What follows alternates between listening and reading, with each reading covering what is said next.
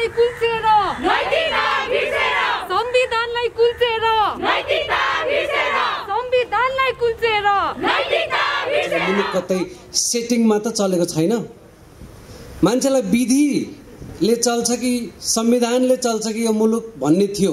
जुन समय 12 बुँदे सहमतिलाई एउटा कालो कोठामा केही दलका नेताहरूले 16 बुँदे सहमति जसलाई भनियो, हामी भन्दैछौँ त्यो 16 बुँदे सहमति होइन, त्यो 16 बुँदे षड्यन्त्र थियो। कतिपय साथीहरूको ढाडमा बर्सिएको तत्कालीन पुलिसको लौरो लठीको डाङको सुम्लो अहिले पनि आलै छ। यहाँका नेवा आदिवासीहरूलाई चाहिँ उठी बास गर्ने गरिकन घरबार विहीन गरेर सुकुम्बासी बनाएर एउटा राज्यले गरेको प्रतिगमन अहिलेसम्म मलाई लाग्छ यहाँ उभिरहनु भएका नागरिक समाजहरूले सायद यो प्रतिगमनलाई चाहिँ देखेर सुनेर पनि आँखा कान बन्द गरेर मुख पनि बन्द गरेको अवस्था छ। भोलिको निर्माणमा सत्तारूढ दल नेपाल कम्युनिस्ट पार्टी, त्यसका नेतृत्व सिङ्गो पार्टी, प्रतिपक्ष र अरू यथास्थितिवादी जुन राजनीतिक दल र नेतृत्वका व्यक्तिहरू छन् उनीहरू पनि त्यत्तिकै जिम्मेवार छ यो प्रतिगमनमा भन्ने कुरा हामीले बुझ्नुपर्छ भन्ने लाग्छ। उदाहरणको निम्ति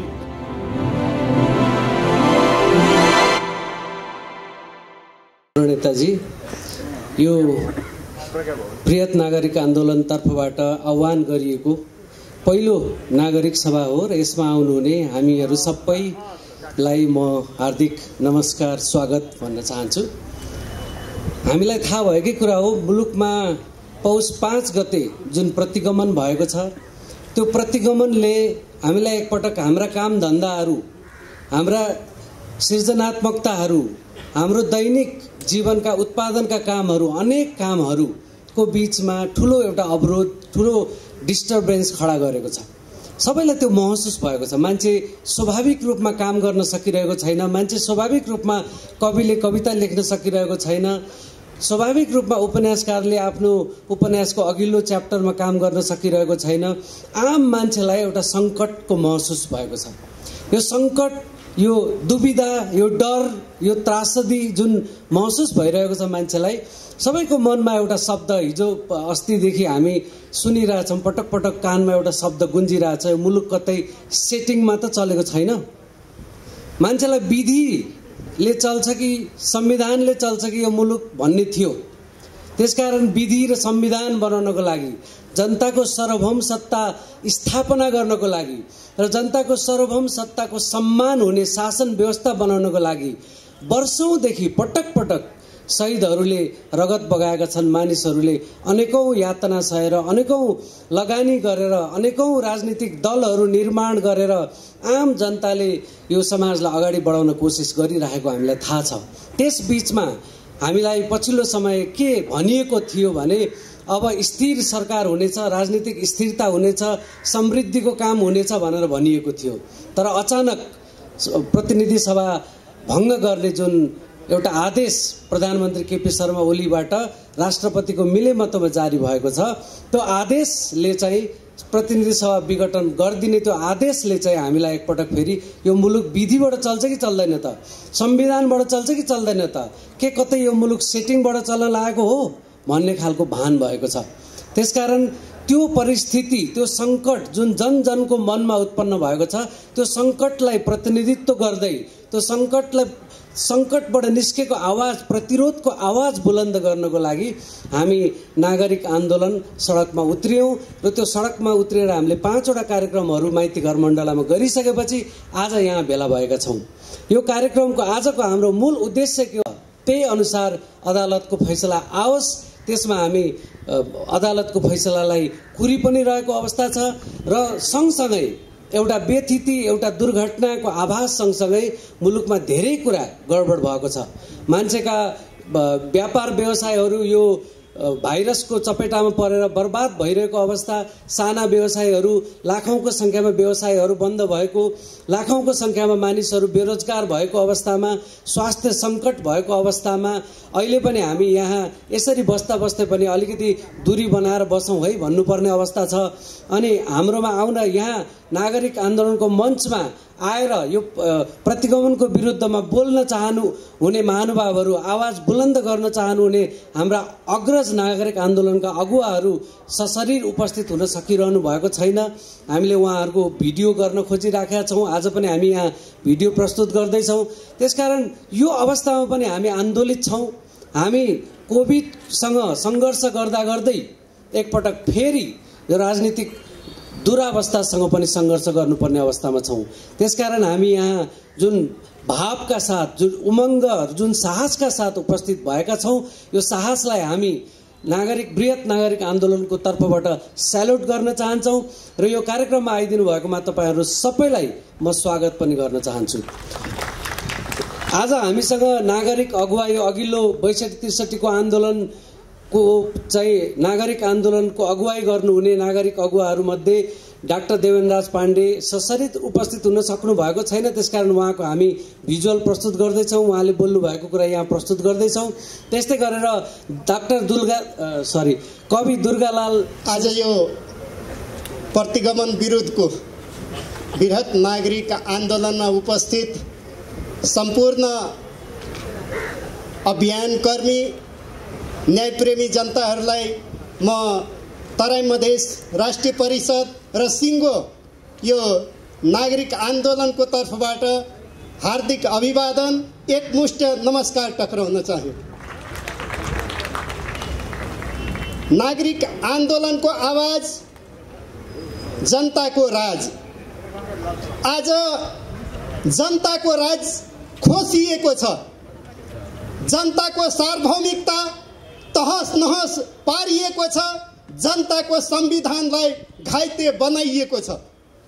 यद्यपि यो 12 बुँदे समझदारी जुन दिल्लीमा भएको थियो, जसलाई प्रत्येक जनताले यो अग्रगमनको लागि भएको, शान्ति र संविधानको लागि भएको आवाजले सबै जनताहरू आन्दोलित भएका थिए र एकमुष्ट देशमा शान्ति र संविधानको पक्षमा त्यो बेलामा जनसागर उर्लिएको थियो। कुनै समय आयो जुन समय 12 बुँदे सहमतिलाई एउटा कालो कोठामा केही दलका नेताहरूले 16 बुँदे सहमति जसलाई भनियो, हामी भन्दैछौँ त्यो 16 बुँदे सहमति होइन, त्यो 16 बुँदे षड्यन्त्र थियो र त्यो 16 बुँदे षड्यन्त्रको जगमा निर्माण भएको यो प्रतिगामी कदमले जुन संविधानलाई जन्म दियो, त्यो संविधान नै खोटपूर्ण थियो भन्ने कुरोमा तराई मधेस राष्ट्रिय परिषद उही बेलादेखि आन्दोलित रहिरहेको थियो। हामीलाई लाग्दै थियो कि हामी आन्दोलनमा भइरहेको बेलामा किन अरू नागरिक अगुवाहरू चुपचाप बसिरहेको छ, किन अरू नागरिक अगुवाहरू यही प्रतिगमन जुन 16 बुँदे षड्यन्त्रको पछि किन लाग्दैछन्, हामीलाई चिसो पसिरहेको थियो। हामी त्यो बेलामा आन्दोलनमा थियौँ। हाम्रा छातीमा गोली ठोकिँदै थियो। टिकापुरमा दिन दहाडे घर जलाइन्थे, पसल तोडफोड गरिन्थ्यो अनि त्यहाँ प्रत्येक घरमा सिभिल ड्रेसमा पुलिस र सुरक्षाकर्मीहरू धम्काउँदै थिए। त्यो बेला हामीलाई लाग्दै थियो कि हामीलाई संवेदना प्रकट गर्ने नेपालमा कोही नागरिक अगुवाहरू छन् कि छैनन्, यो प्रति हामीलाई आशा लाग्दै थियो कि कुनै बेला ती नागरिक अगुवाहरू पुनः सडकमा आउनेछन्।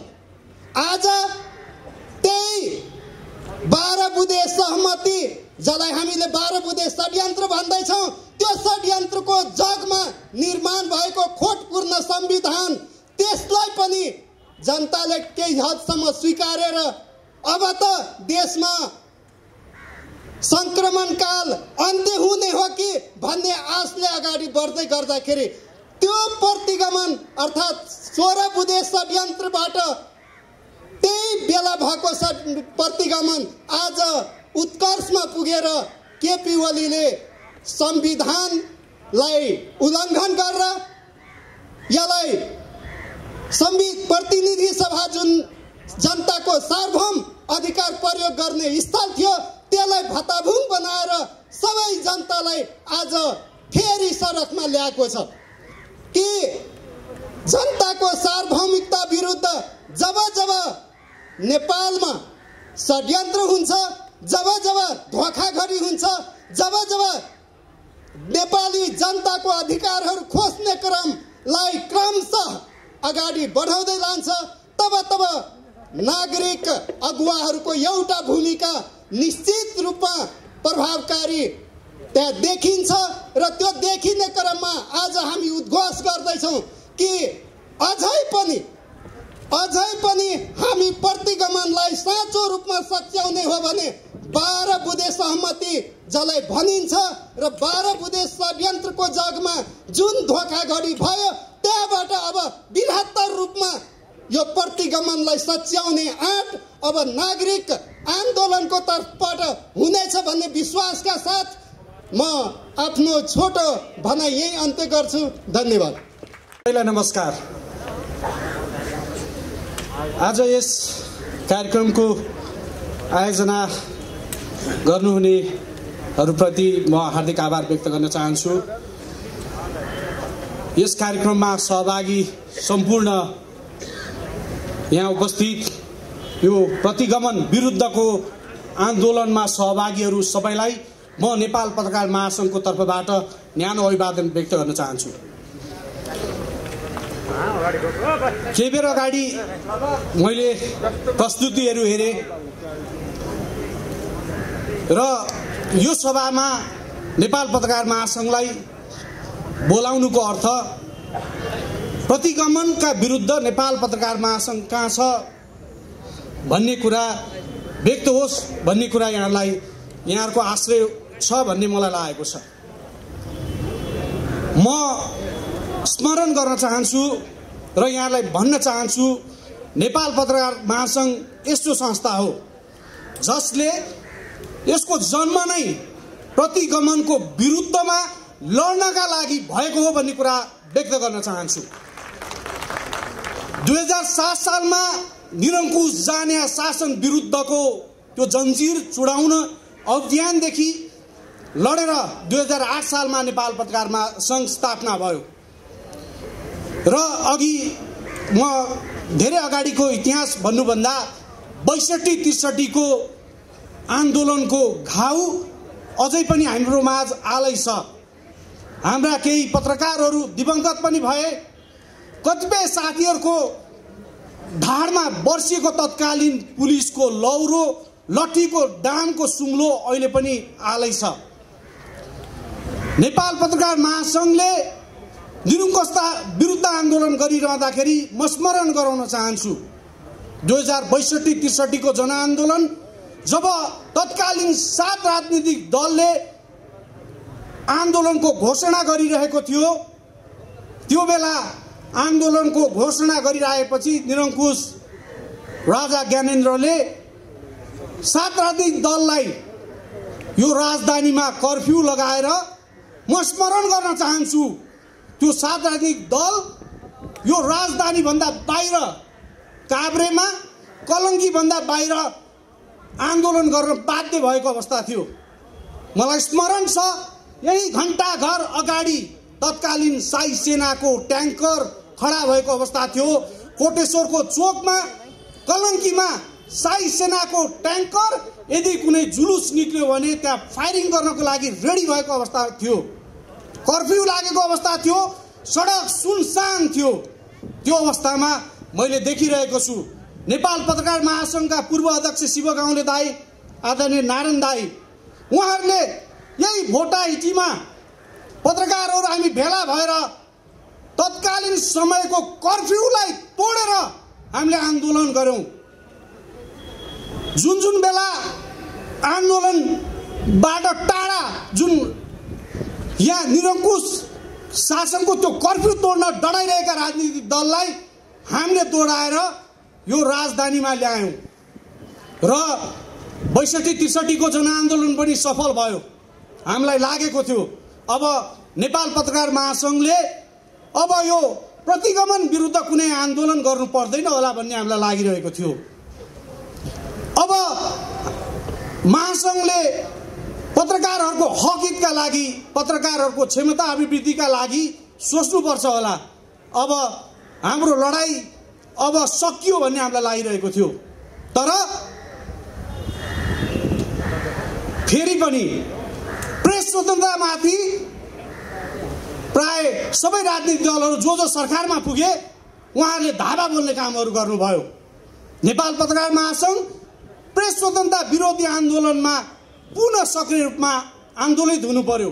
केही समय अगाडि प्रेस स्वतन्त्रता विरोधी कानुनहरू बन्यो, ती कानुनहरूका विरुद्धमा पनि हामी अहिले पनि आन्दोलनमै छौँ। त्यसकारण म यहाँलाई भन्न चाहन्छु, जब जब नागरिक स्वतन्त्रता अभिव्यक्तिहरू खतरामा पर्छ तब तब नेपाल पत्रकार महासङ्घ त्यस्ता आन्दोलनहरूको पक्षमा उभिन्छ। र म यहाँलाई पनि के विश्वास दिलाउन चाहन्छु भने नेपाल पत्रकार महासङ्घ जब जब प्रतिगमन हुन्छ तब तब त्यो प्रतिगमन विरुद्धको आन्दोलनमा अग्र मोर्चामा यहाँहरूसँगै खडा हुने प्रतिबद्धता पनि म व्यक्त गर्न चाहन्छु। यो सभामा बोलिरहँदाखेरि यहाँहरूले उठाएका आन्दोलनहरूमा जुन जनताका पक्षमा रहने आन्दोलनहरूमा नेपाल पत्रकार महासङ्घ हिजो पनि यहाँहरूसँगै थियो, आज पनि छ र भोलि पनि सँगै रहने प्रतिबद्धता व्यक्त गर्दै म प्रतिगमन भन्छु, तपाईहरु मुर्दाबाद भन्नुहोला। प्रतिगमन प्रतिगमन प्रतिगमन। हस्, धन्यवाद। कार्यक्रम सञ्चालिका बहिनीलाई त्यस्तै गरेर I would like to start my few words from government should be of laws rather than of men. शासन विधिको हुनुपर्छ, व्यक्तिको होइन। आजको जुन यो कार्यक्रम छ प्रतिगमन विरुद्धको, यो कार्यक्रममा मलाई विशेष गरेर हाम्रो युगजीले समय दिनुभएकोमा म प्रतिगमन वास्तवमा कहाँ भइरहेको छ, कसरी भइरहेको छ, जुन अहिले हामी देखिरहेका छौँ सरफेसमा, त्यो मात्र प्रतिगमन हो कि त्यो बाहेक अन्त पनि प्रतिगमन छ त? के हामीले त्यो अन्त भइरहेको प्रतिगमनलाई हामीले आँखा चिम्लेर सहेर बसिरहेका छौँ, हेरेर बसिरहेका छौँ? यो प्रतिगमन हो उपत्यका व्यापी, उपत्यकामा नेवा रैथाने यहाँका मूलवासीहरूमा भएको गैर न्यायिक तरिकाले विकासको नाउँमा गरिएको जुन विनाश छ, यो पनि एक प्रकारको प्रतिगमन हो। जुन तपाईको पुस 5 गते प्रधानमन्त्री ओलीले संसद विघटन गरेर चाहिँ जुन ज्वलन्त उदाहरण दिएको छ, यो उदाहरण यहाँका मान्छेहरूले पहिलादेखि नै भोग्दै आइरहेको छ। यो प्रतिगमन कसरी भोग्दै आइरहेको छ भने जहाँ हुन्छ प्रतिगमन त्यहाँ हुन्छ अधिनायकवाद। प्रतिगमन एन्ड अधिनायकवाद भनेको एउटा सिक्काको दुईटा पाटाहरू हुन् र यो पाटाहरू चाहिँ कसरी पूर्ण हुन्छ भने जब तपाईको चेतनामा प्रतिगमन आउँछ, जब तपाईको विचारमा प्रतिगमन आउँछ। प्रतिगमन यहाँ भइरहेकै छ, तर प्रतिगमन कसले कसलाई गर्यो, के कारण गर्यो, यो कुरा बुझ्न नितान्त आवश्यक छ। हामी आज नागरिक समाजहरू यहाँ उभिरहँदाखेरि हामीले के भुल्नु हुँदैन भने अहिले जुन हामी भूमिमा टेकिरहेका छौँ, यो भूमिका मान्छेहरूमाथि 2068 सालमा बाबुराम भट्टराईको प्रधानमन्त्री कार्यकालदेखि नै एउटा ठुलो प्रतिगमन भएको छ, एउटा ठुलो अधिनायकवादको नमुना देखाइएको थियो। त्यो समयमा त्यो कुन थियो भने विभिन्न सडक विस्तार र विभिन्न विकासका परियोजनाहरू जस्तै खोकनामा fast track, smart city, high tension line लगायत धेरै यस्ता प्रोजेक्टहरू छ जसले उपत्यकाका रैथाने यहाँका नेवा आदिवासीहरूलाई चाहिँ उठी बास गर्ने गरिकन घरबार विहीन गरेर सुकुम्बासी बनाएर एउटा राज्यले गरेको प्रतिगमन अहिलेसम्म मलाई लाग्छ यहाँ उभिरहनु भएका नागरिक समाजहरूले सायद यो प्रतिगमनलाई चाहिँ देखेर सुनेर पनि आँखा कान बन्द गरेर मुख पनि बन्द गरेको अवस्था छ। यो प्रतिगमनको बारे अब हामी कहिले बोल्ने त? अहिले नबोले कहिले गर्ने त? जसरी हाम्रो अहिले राज्यमा प्रतिगमन विघटन हुने बित्तिकै हाम्रा नेता कार्यकर्ताहरूलाई जुन यो कुर्सीको मोहले पोलेको छ, के यो मात्र प्रतिगमन हो र? उहाँहरू अहिले सडकमा आएको छ, कहिले जनताको दुःख पीडामा सडकमा आएका छन् त?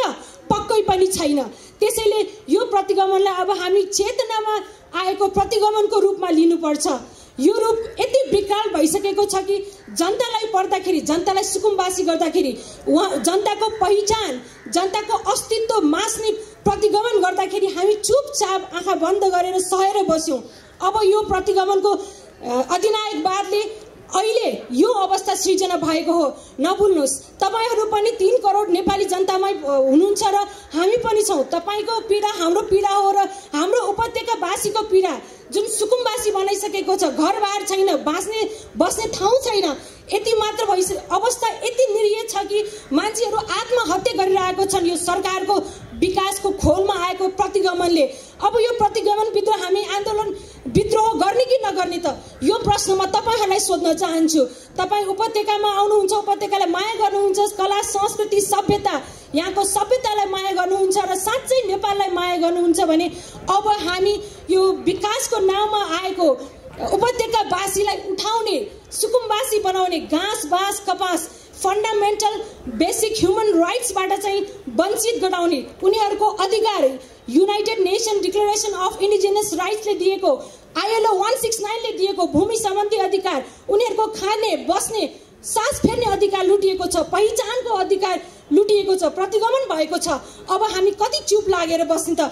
यसमा के सबै नागरिक समाजको दायित्व होइन र साथमा साथ दिन हस्तेमा हाइस्ते गर्नु? आज हामी यति धेरै पीडा भएर पनि हाम्रो राष्ट्रलाई पर्दाखेरि सबै संगठित भएका छौं र अधिनायकवादको हदै नागेको छ। एउटा बालाजुको म तपाईलाई इक्जाम्पल दिन चाहन्छु। बालाजुको सोबासी 39 घरधुरीलाई अहिले यो अधिनायकवादको चाहिँ तपाई पराकाष्ठा हेर्न सक्नुहुन्छ। त्यहाँ एउटा राज्य मन्त्री रामवीर मानन्दरले उडी बास लगाएको छ। अदालत मानेको छैन, कुनै संविधान नियम कानून मानेको छैन। यो संसद विघटनसँग मात्र रिलेटेड होइन, यो मानवको जीवनसँग पनि रिलेटेड हो, यसको कस्टमरी लसँग पनि रिलेटेड हो। यो कुरा हामी अहिले बुझेनौं भने र अहिले प्रतिगमन विरुद्ध हामीले प्रतिरोध गरेनौं भने हामी कहीं पनि रहने छैनौं। जसरी साम्राज्यवाद विस्तार भइरहेको छ, नेपाल दुई ढङ्गका बीचको तरुल भन्छ, यो तरुललाई काटी काटी खाने अवस्था आइसकेको छ। तपाई प्रधानमन्त्रीको हिजोको ज्यू न्यूजको इन्टरभ्यु हेर्नुस्, उहाँले के भन्नुभएको छ? हाम्रो घरभित्रको जुन झगडालाई बाहिर सार्वजनिक गरिरहनु भएको छ कि विदेशी हस्तक्षेपबाट अब हामी बच्न सक्छौं त? यो कुरा पनि सोच्ने योग्य छ। महिला पुरुष आज म देखिरहेको छु, धेरै महिला दिदीबहिनीहरू यहाँ देख्दाखेरि मलाई धेरै नै खुसी लागेको छ, किनभने अब हामी पनि प्रतिगमनको विरुद्ध एक अर्काको साथ सहयोगका साथ यो संगठन, यो हाम्रो प्रतिनिधि सभा विघटनको मात्र इस्यु होइन, अर्को पनि धेरै इस्युहरू छन् जसमा चाहिँ उपत्यकावासीले अहिले तपाईको लगभग 250 वर्षदेखिको आफ्नो भाषामा, आफ्नो प्रत्येक जीवनशैलीमा हुँदा गुठीसम्म पनि, जुन गुठी नेवारको यहाँ उपत्यकावासीको मुटु हो, हामी गर्वले भन्छौं कि इन्द्र जात्रा हाम्रो हो, रातो मच्छेन्द्र जात हाम्रो हो भन्दाखेरि खोइ त तपाईले बोल्न सक्नु भएको खोकना हाम्रो हो, खोकनाको इस्यु हाम्रो हो, बुङ्गमतीको इस्यु हाम्रो हो, काठमाडौँको उपत्यका जुन रैथानेहरू छन्, यहाँका नेवाहरू छन्, नेवा लागेको सम्पूर्ण गैर नेवाहरू छ, उहाँहरूले कला संस्कृति सभ्यतालाई जोगाइरहनु भएको छ। उहाँहरूको इस्यु, उहाँहरूमाथि भएको प्रतिगमन पनि हामीमाथि भएको प्रतिगमन हो भनेर खोइ त अझसम्म एक शब्द पनि कुनै पार्टीका नेताहरूले बोलेका छन्, न त हाम्रो नागरिक समाजले नै बोल्ने चेष्टा गरेको छ। मलाई अबको दिनमा धेरै आशा छ कि प्रतिगमन, यो जुन नेवामाथि भइरहेको, उपत्यकावासीमाथि भइरहेको पहिचान लुटिरहेको छ, अधिकारमाथिको प्रतिगमन छ, यो प्रतिगमनभित्र र अधिनायकवाद विरुद्ध हामी सम्पूर्ण नेपालीहरू एकजुट भएर देशलाई नयाँ बाटोतिर लैजानुपर्छ र यसको चाहिँ अन्त्य गर्नुपर्छ भन्दै म आफ्नो सानो मन्तव्य यही टुङ्गाउन चाहन्छु। शुभा जोजोलप्पा। मुकुन्द फ्यापुलजी, यो चाहिँ तामाङ भाषामा आदरणीय सम्पूर्ण महानुभावहरूलाई मैले नमस्कार चढाएँ भनेको मेरो हार्दिक अभिवादन सबैजनालाई। सबै नागरिकहरूको हक अधिकार, स्वतन्त्रताको रक्षा अनि प्रतिगमन विरुद्धको जुन नागरिक आन्दोलन छ, यो आन्दोलनमा यहाँहरूको साथमा उभिएर मेरो आफ्नो पनि एकबद्धता जनाउनुको निम्ति म यहाँ उपस्थित छु। म आदिवासी जनजाति नागरिक समाजको प्रतिनिधि त होइन, तर म त्यो समाजको एउटा सदस्य हो, एउटा चाहिँ नेपाली समाजको सदस्य हो। त्यसकारण यो 5 मिनट मलाई उपलब्ध समयमा म सम्भव भयो भने 5वटा सानो सानो बुँदाहरू यहाँहरू समक्ष प्रस्तुत गर्न चाहन्छु। नागरिक सक्रियता लोकतन्त्रको जग हो र नागरिक सक्रियताले नै राज्य र सरकारलाई चाहिँ उत्तरदायी बनाउनको निम्ति चाहिँ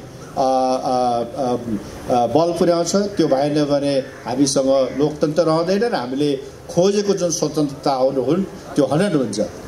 अब संसद विघटनको यो जुन घटना छ यो चाहिँ मेरो विचारमा प्रतिगमनको एउटा सिलसिलेवार जुन कदमहरू थियो यसको पछिल्लो घटना मात्रै हो हैन। अब उत्तरदायित्व विहीन भएर संसद नराखेको न आफू एक्लैले स्वेच्छाचारी तरिकाले शासन गर्ने जुन इच्छा काम चलाउ प्रधानमन्त्री ओलीज्यूमा आयो, मेरो विचारमा चाहिँ यो किसिमको प्रवृत्तिको ओलीको निर्माण कसरी भयो त्यो कुराबारे पनि हामीले चर्चा गर्नुपर्छ।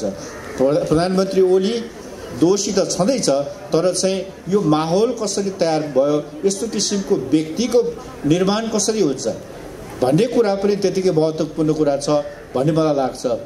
अब यस्तो किसिमको दुस्साहस त्यतिकै आएको होइन।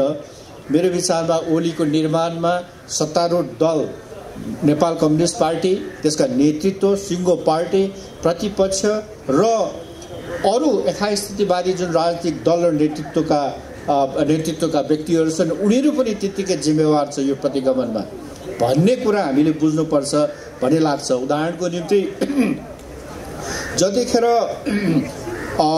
केपी शर्मा ओलीले उग्र र चाहिँ खोक्रो राष्ट्रवादको नारा लगायो त्यतिखेर उनीहरूले चाहिँ वाह वाह भनेर प्रशंसा गरे। जतिखेर एक किसिमको रेल र चाहिँ तपाईँको पानी जहाजको वाह्यात सपना देखाएर नेपाली जनतालाई गुमराहमा पुर्याए त्यतिखेर उनलाई चाहिँ वाह भिजनरी लिडर राजनेता भनेर प्रशंसा गरियो हैन। जतिखेर मधेसी जनजाति महिलाहरूको अधिकारको कुरा उठाउने जुन आन्दोलन छ त्यसलाई चाहिँ होच्याएर त्यसलाई मौन बनाइयो त्यतिखेर पछाडि बसेर चाहिँ तालीहरू बजायो। त्यसले गर्दाखेरि यो चाहिँ तपाईँको यो जुन प्रतिगमनको एपिसोड छ यो अन्तिमको यो चाहिँ एउटा यो प्रतिगामी कदमहरूको सिलसिलाको रूपमा हेर्नुपर्छ। यो किसिमको प्रवृत्ति यो किसिमको माहौलले गर्दाखेरि यस्तो सिर्जना हुन्छ भन्ने कुरामा नागरिक समाज चाहिँ अवेर हुनुपर्छ भन्ने एउटा पोइन्ट मैले भन्न चाहेँ। दोस्रो पोइन्ट शासकहरू शासन गर्ने पद र अनि स्रोतहरूको शक्तिमा चाहिँ प्रतिस्पर्धा गरिरहँदाखेरि दुईटा परिस्थिति सिर्जना हुने देख्छु म। एउटा परिस्थिति चाहिँ शक्तिमा जो छ उसले निरङ्कुशतातिर लैजान खोज्छ, स्वेच्छाचारी तरिकाले चाहिँ शासन चलाउन खोज्छ भने अर्कोतिर चाहिँ एउटा सम्भावना के हुन्छ देश अस्तव्यस्ततातिर जान्छ, अराजकतातिर जान्छ र अनि चाहिँ तपाईँको द्वन्द्वतिर जान्छ। त्यस्तो अवस्थामा वास्तवमै आम नागरिक जो छ सबैभन्दा कष्टकर त्यो समय चाहिँ उनीहरूको निम्ति हुन्छ। दुईटै सिनेरियो अघि नै पनि चर्चा आइसक्यो। उसको हक अधिकारको हनन हुन्छ भने उसको जीवन कष्टकर हुन्छ। उसले काम गर्ने, उसले चाहिँ आफ्नो जीविका गर्ने, परिवारको पालन पोषण गर्ने, नानीहरू शिक्षा दीक्षा दिने कुराहरूमा चाहिँ समस्याहरू उत्पन्न हुन्छ किनकि राज्य सत्ता सरकारले जे किसिमको सेवा र सुविधा आधारभूत रूपमा दिनुपर्ने हो त्यो पनि उनीहरूले पाउन सक्दैनन्।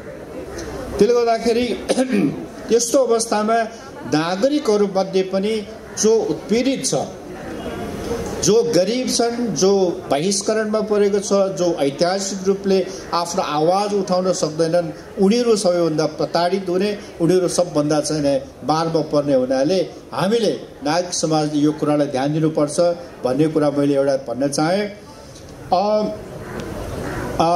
अर्को पोइन्ट चाहिँ प्रधानमन्त्री केपी शर्मा ओलीले कहीँ नलेखिएको धाराको प्रयोग गरिकन यो विघटन गर्यो हैन।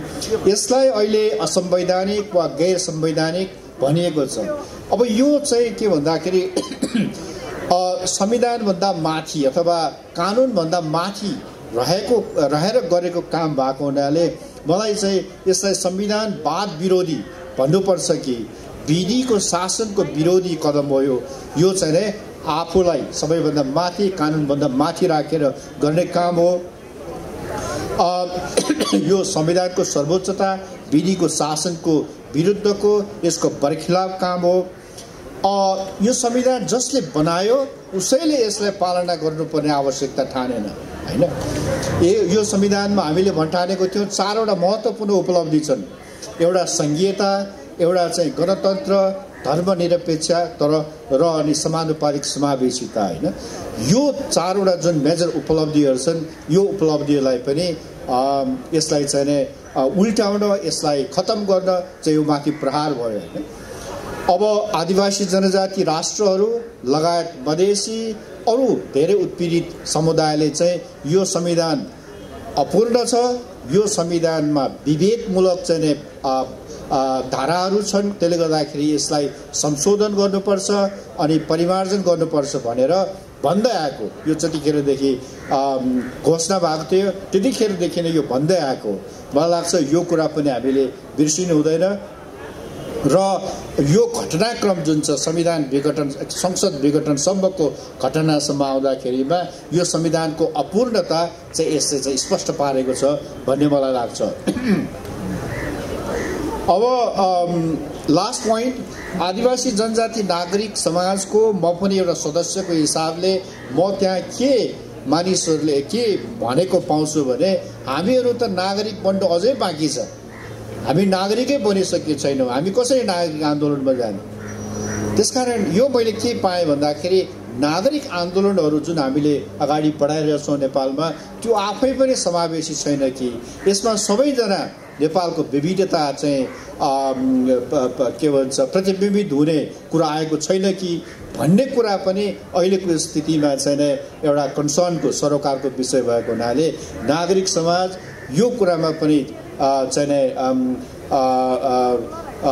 प्रतिबद्ध भएर सामूहिक रूपमा, जस्तो कि आजको बेलामा महिला पुरुष लगायत हामी जुन चाहिँ समावेशी के अरे छौँ, नागरिक समाजको आन्दोलनले आफूले जुन कुराको निम्ति अगाडि आन्दोलन गरेको त्यसलाई चाहिँ प्रोसेसमा पनि अवलम्बन गर्दै लगेर जान सक्यो भने निश्चित रूपमा मलाई लाग्छ नागरिक समाजले, नागरिक आन्दोलनले नेपालको लोकतन्त्रलाई, उनीहरूको आफ्नो हक अधिकारलाई चाहिँ सुरक्षित राख्न सक्नेछन् भन्ने कुरा राख्दै मेरो कुरा टुङ्ग्याउँछु। नमस्कार। संविधानलाई कुल्चेर, संविधानलाई कुल्चेर, संविधानलाई कुल्चेर, संविधानलाई कुल्चेर, अझै कत्रो चुरी फुरी, अझै कत्रो चुरी फुरी, अझै कत्रो चुरी फुरी, अझै कत्रो चुरी फुरी। जनता रोगले ग्रस्त छन्, जनता रोगले ग्रस्त छन्, जनता रोगले ग्रस्त छन्, जनता रोगले ग्रस्त छन्। न्याय मार्न पाइँदैन, झुटा सपना चाहिँदैन, न्याय मार्न पाइँदैन, झुटा सपना चाहिँदैन, न्याय मार्न पाइँदैन, झुटा सपना चाहिँदैन, न्याय मार्न पाइँदैन, झुटा सपना चाहिँदैन। डगमगायो स्थायित्व, डगमगायो स्थायित्व, डगमगायो स्थायित्व, डगमगायो स्थायित्व। ओलीको बोलीले बोलेको, ओलीको बोलीले बोलेको, ओलीको बोलीले बोलेको, ओलीको बोलीले बोलेको। न्यायालय के गर्दैछौ? न्यायालय के गर्दैछौ? न्यायालय के हेर्दैछौ? न्यायालय के गर्दैछौ? प्रतिनिधि सभा पूर्ण गठन, प्रतिनिधि सभा पूर्ण गठन, प्रतिनिधि सभा पूर्ण गठन, प्रतिनिधि सभा पूर्ण गठन। जनमत कुल्चिन्न पाइन्न, जनमत कुल्चिन्न पाइन्न, जनमत कुल्चिन्न पाइन्न, जनमत कुल्चिन्न पाइन्न।